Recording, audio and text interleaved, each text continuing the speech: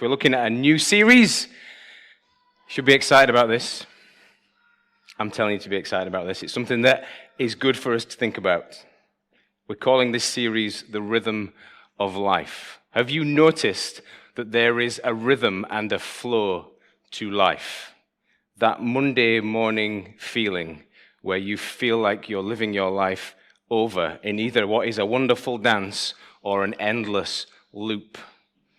When you drive past the guy that you see on the way to work every day, when you're thinking about the week ahead every day. I had an experience just the other week when I was doing my first fix on my garden, because that's what you do in your 40s, you do your first fix. And I put my head outside the front window and I grabbed my lawnmower and I noticed that 3 guys that looked exactly the same as me, same size, same shape, same fashion sense, were mowing their lawns at the same time as me. And I thought, man, I am in some kind of endless rhythmic loop that I can't break away from.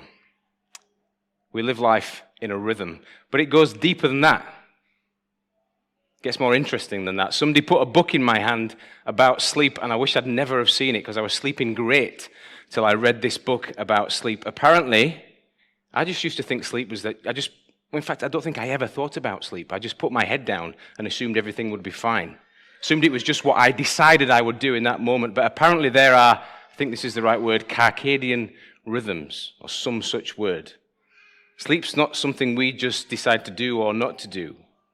It's something that we've been learning how to do. It's been a rhythm that we've been forming since birth, since the womb. There is a rhythm to our life, a sleep and awake rhythm to our life. There are rhythms to life.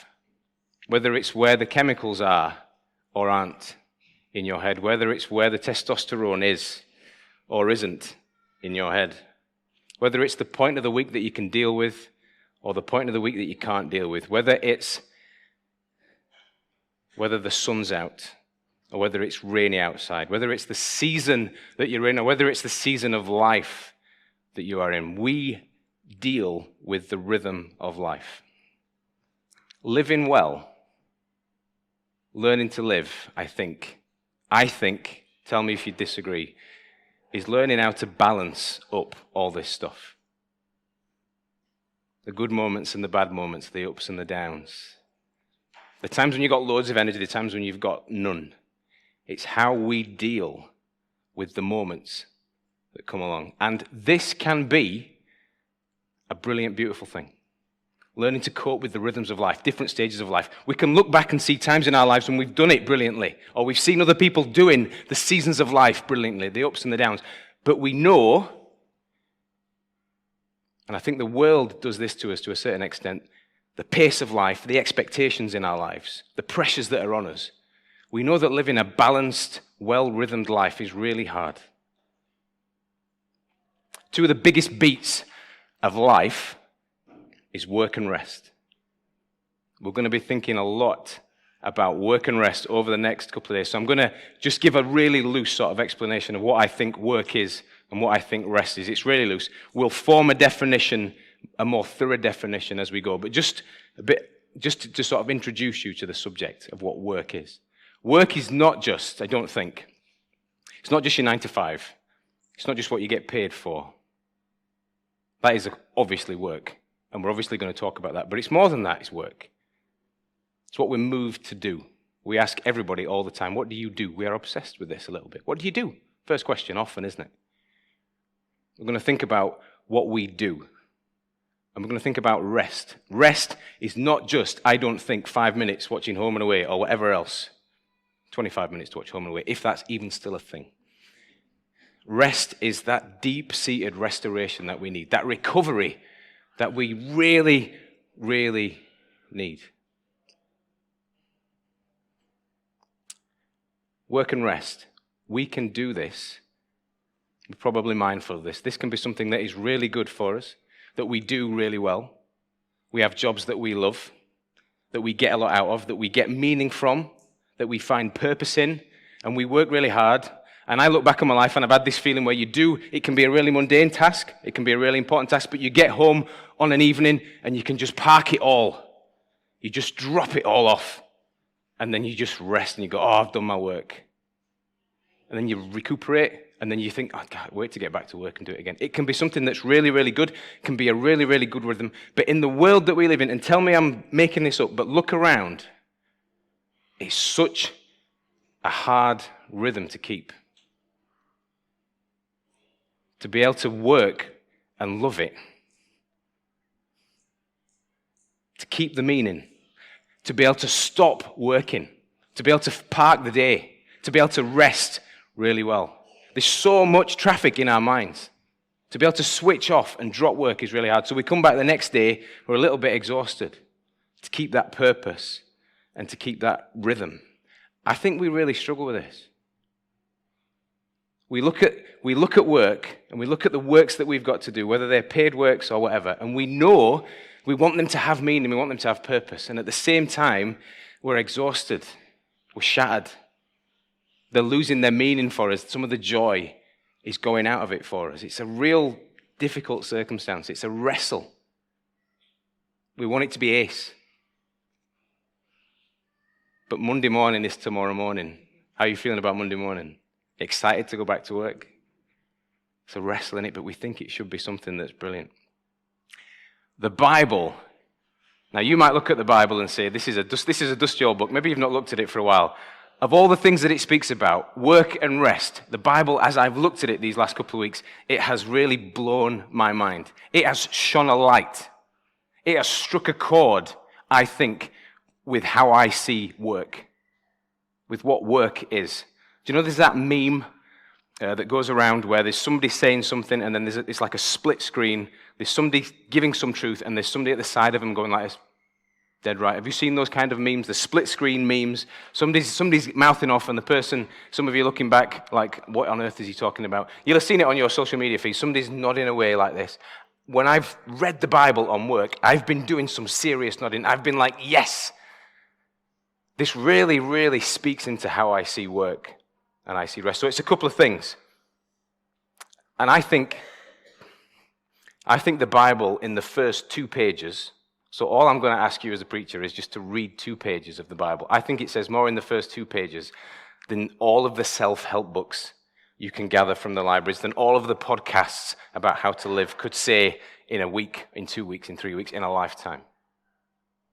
It speaks into what work is, and it connects with our inner beings about what work is. First thing that it says to us, I think, work is in our DNA. Just going to let that wash over you. How do you feel about that? Work is in our DNA.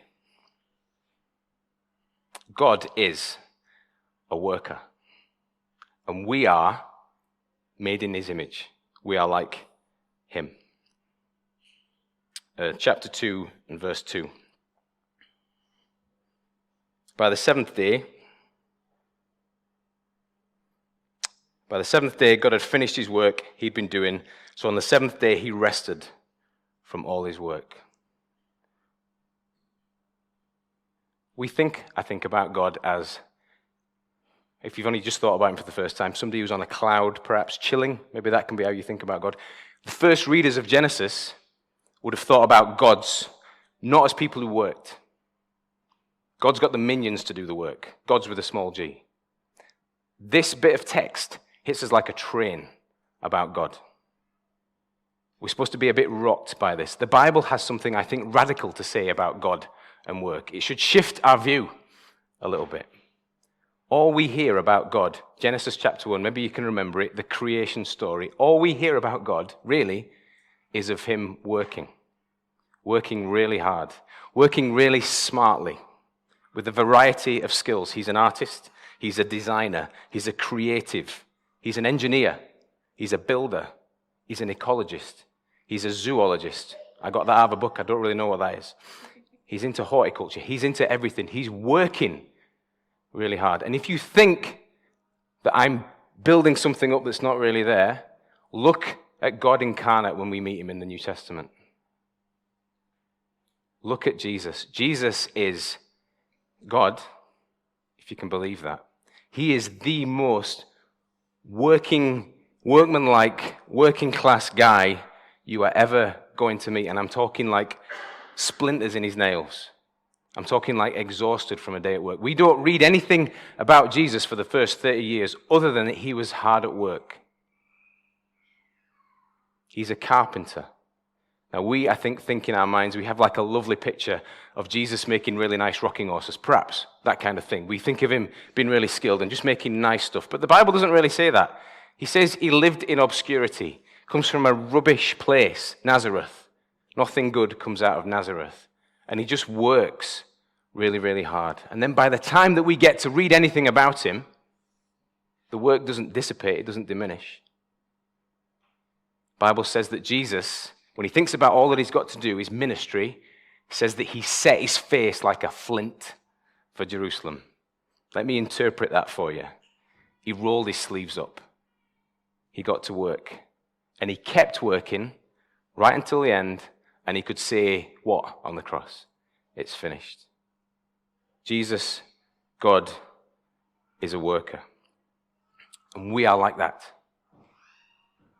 We are made in that mold. We are made in that image. You make no wonder that when we retire, we want to get some hobbies, if you can believe this. Make no wonder that we're looking for something to do. Maybe make no wonder that that's all we talk about. Maybe make no wonder that it's how we prep ourselves when we're at school. What are we going to do with ourselves? It's in us somewhere. But it's not just that we are workers. It's more fantastic. It's more brilliant than that we are just workers. The work that we've got, we've got the coolest job. And I say we have got the coolest job. See, in the text, what does God ask us to do? Chapter 1, verse 28. Our job, and you've got to read this over a few times. Chapter 1 and verse 28. Our job is to make the creation, make the earth flourish. Our job is to make the world sing. This is our main job as human beings. And I guess, as I'm looking at you trying to consume this, I guess, first of all, I'm putting this to you to see what you think about it. It says in verse 1 and 28, God blessed them and said to them, be fruitful and increase in number, fill the earth and subdue it, rule over the things. Be fruitful and fill the earth. This is something we've been really, really good at. It's a lot of fun to be fruitful. I'm not going to go any more down that line, but it's a lot of fun to be fruitful. And fill the earth. We are filling the earth. The next bit sounds like it's a little bit more complicated. It doesn't sound like the great job that I'm saying that it is. Subdue it. Rule over it. It sounds more like God's put us there to stop all the fun.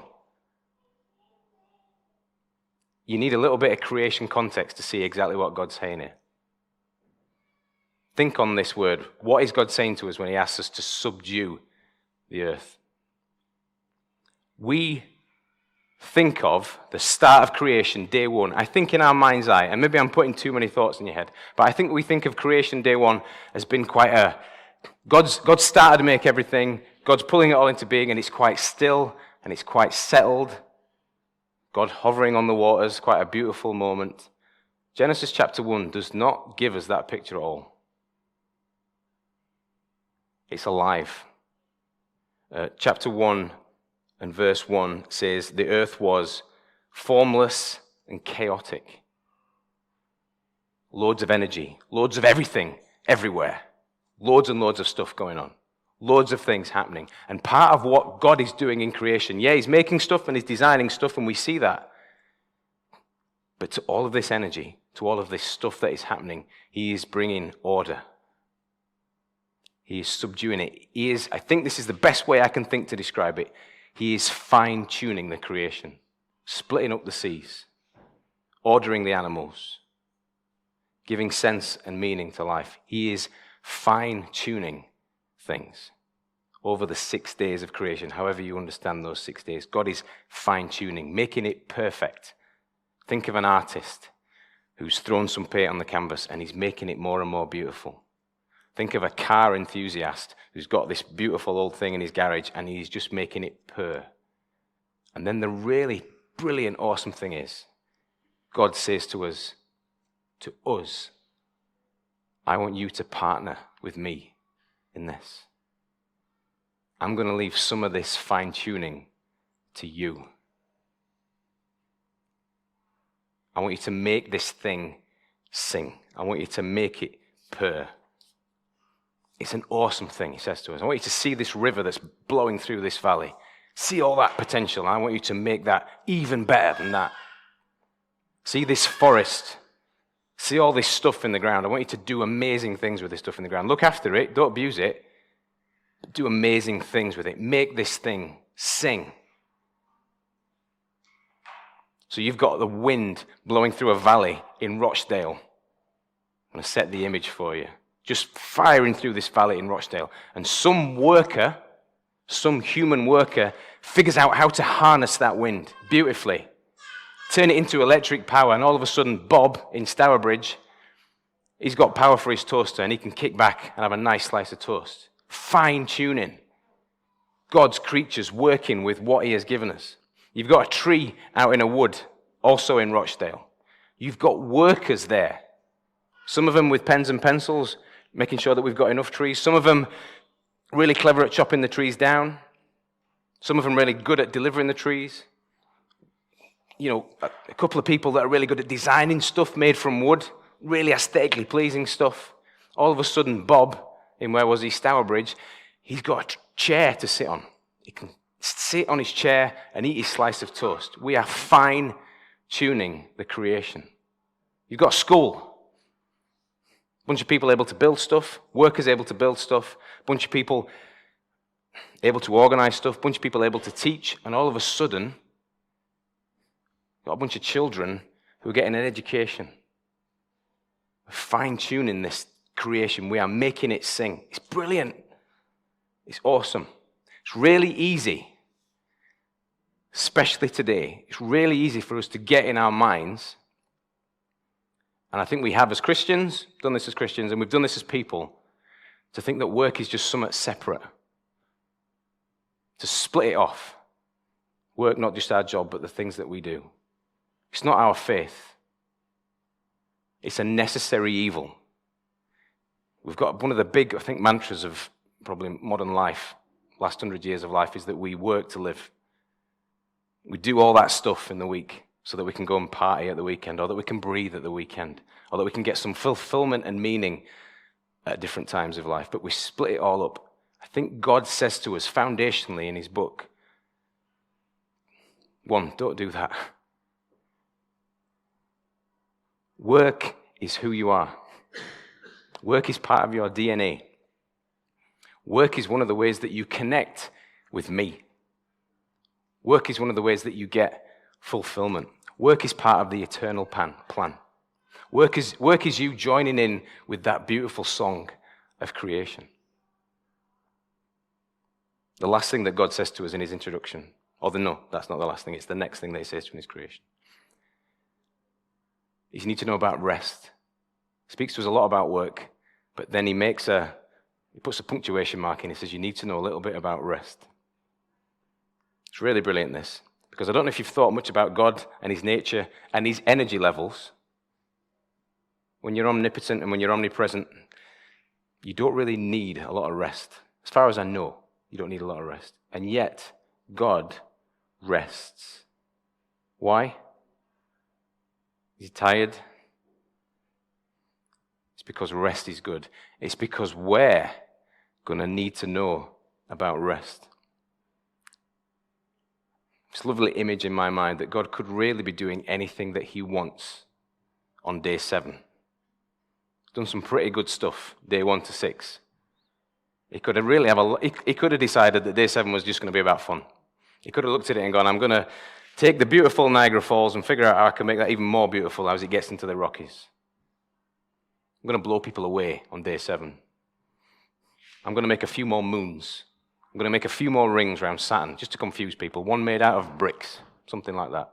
Could have blown our minds. He had no reason to stop, and yet he stops. Why? Because the creation is going to need to know how to stop. It's going to need to know that stopping is important. And for the rest of the Bible, I guess, and for the next 1,000 years or beyond that, God, through his word, as he breathes it out, if you read that your way through the Bible, he screams at us over and over again, you're going to need to figure out how to rest.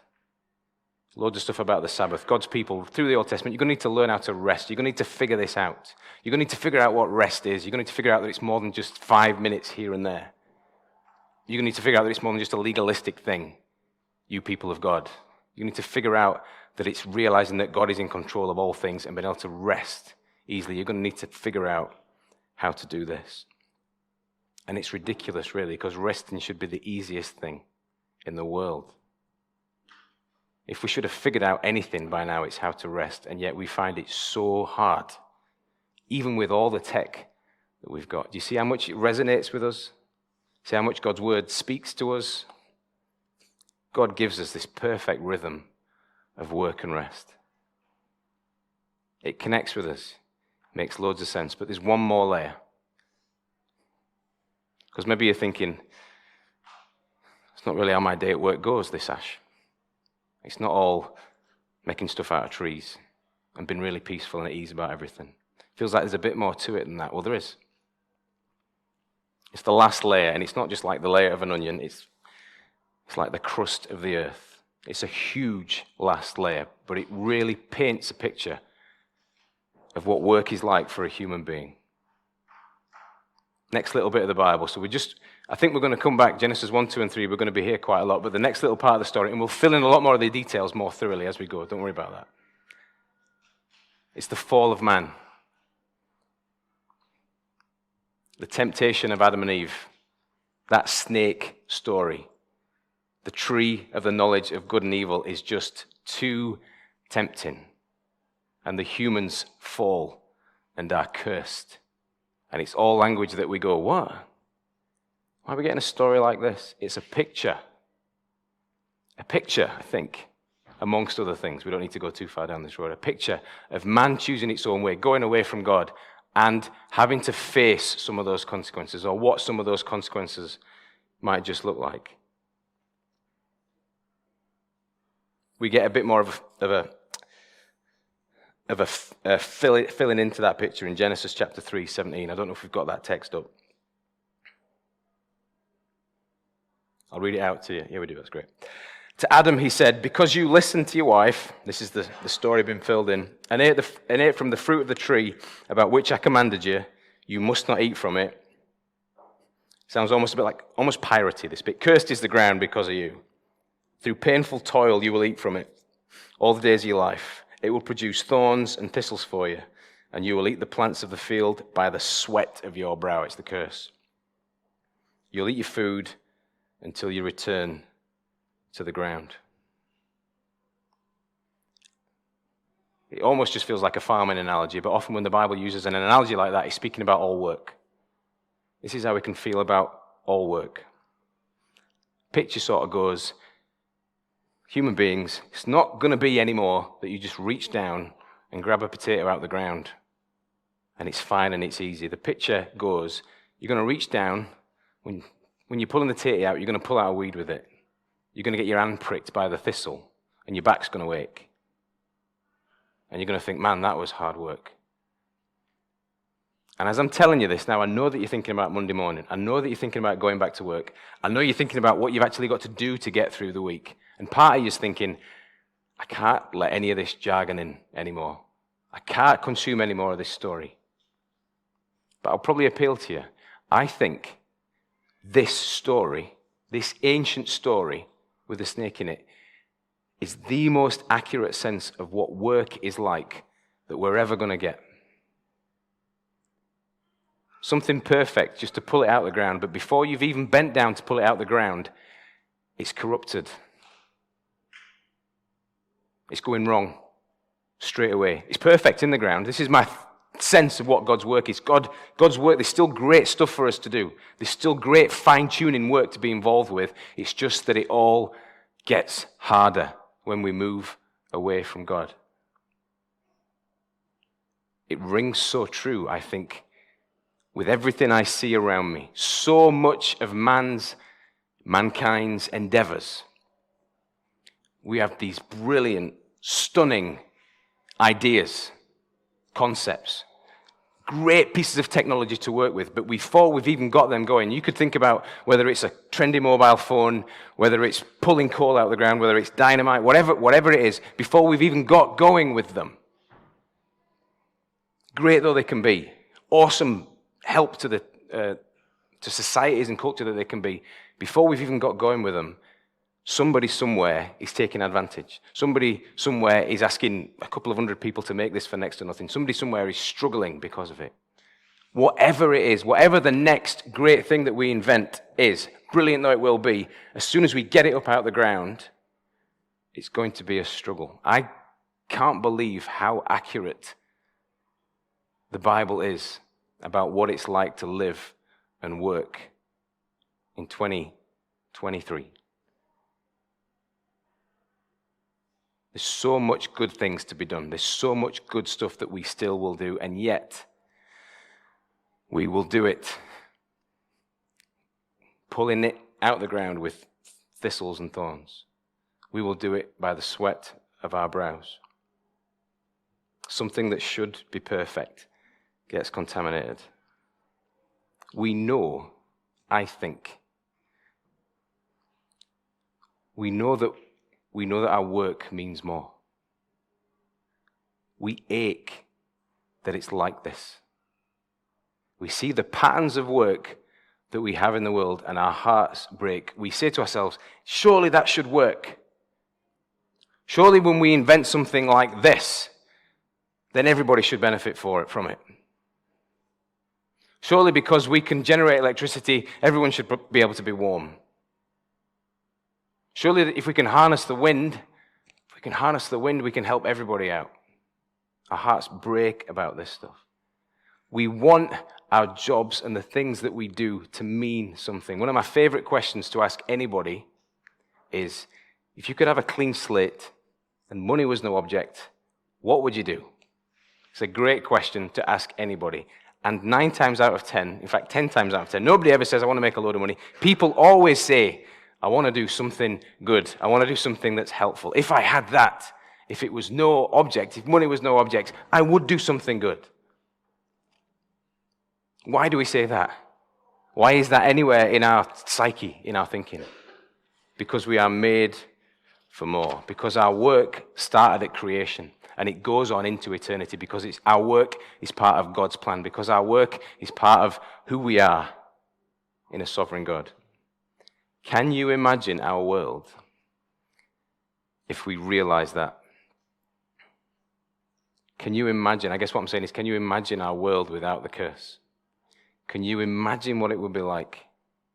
Can you imagine what it would be like if we saw the things that we do as not just tasks to make money, it's not just stuff that we've got to do, it's not just part of the rhythm of life in that sense, but as ways to care for each other, as part of our overall job to make this world thrive, as part of God's idea to fine-tune this creation thing and make it sing. Can you imagine if that was your Monday morning? I think we get a glimpse of it every now and again. You watch DIY SOS or something like that. You see people come together, drop their agendas, use all their skill to make some poor family or just really struggling fruitful and flourish. And you go, even just one show and one family, your heart melts and you go, man, that is beautiful. Can you imagine a world where we were like that all the time? Can you imagine a world like that? Here's the good news, I think. I think this is good news. I think this is why the Bible is a gospel story. Because God does imagine a world like that. God did see a world like that. God sees the world like that and its potential, and he sees it now. And I think beautifully and wonderfully, and why we keep preaching the gospel story is because God looks at a world that's really struggling to see that, and he doesn't give up on it. This is part of the wonderful gospel story, I think. Jesus comes along. It's really worth going through the Gospels. It's really been blown my mind again. You read all the stories, you think, what is Jesus talking about? What's he talking about? So often, not exclusively, but so often, he's talking about work and he's talking about rest. He's always bothering people on the Sabbath. when the issue of rest comes up, he doesn't leave them alone.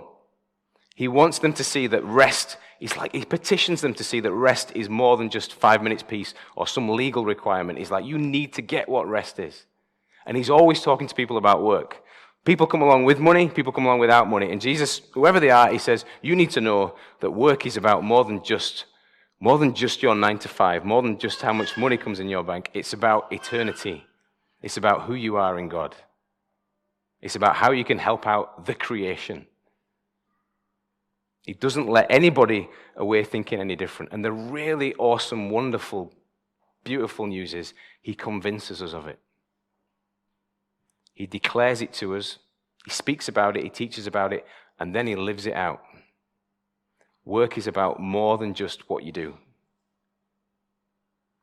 Peace, rest is about more than just 5 minutes. He demonstrates it. His life's work, as it were, concisely defined in a moment on the cross, where Jesus says, work is way more than just what you do here and now. We're doing something way bigger. And not only does he define what work is, he defines what rest is. He's in this terrible situation on the cross, and yet he enables the whole world to know peace. And the really beautiful, brilliant news, the hope for us, the hope for the world, and beyond, the reason that I think that we shouldn't give up, because part of us looks, as you hear this maybe slightly romanticized sermon, you think, I can't go into Monday morning thinking beautifully like this, Ash, because I'll just get destroyed. If I get my hopes up about the world, I'll just get my heart broken. If I think that people should be good all the time and doing really good things and that my job actually can really make a difference, I'll just get crushed. I think one of the things that the Bible holds us to, it says, don't give up on that.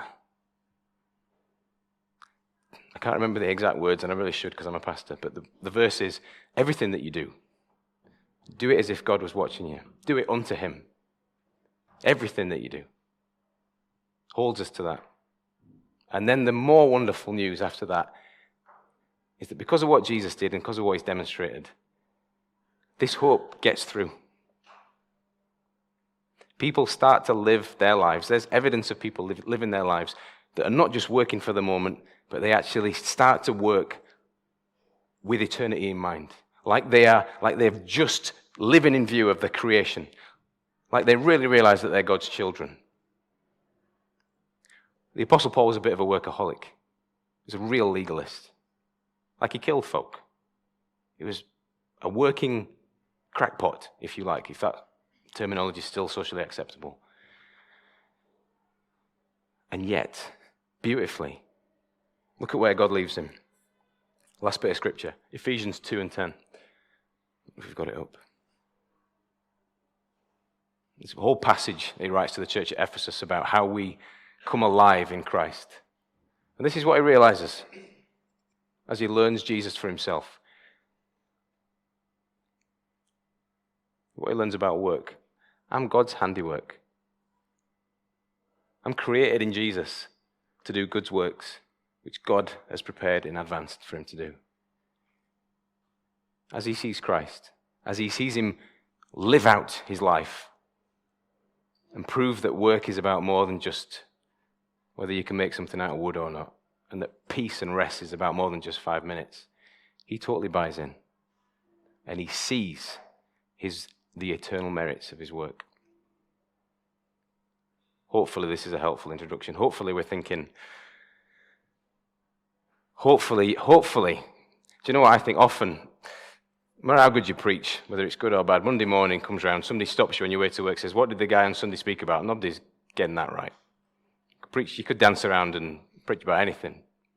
Hopefully on Monday morning you're thinking, what is my job about? How am I going to serve God with this? What does it mean to be alive? Bigger questions.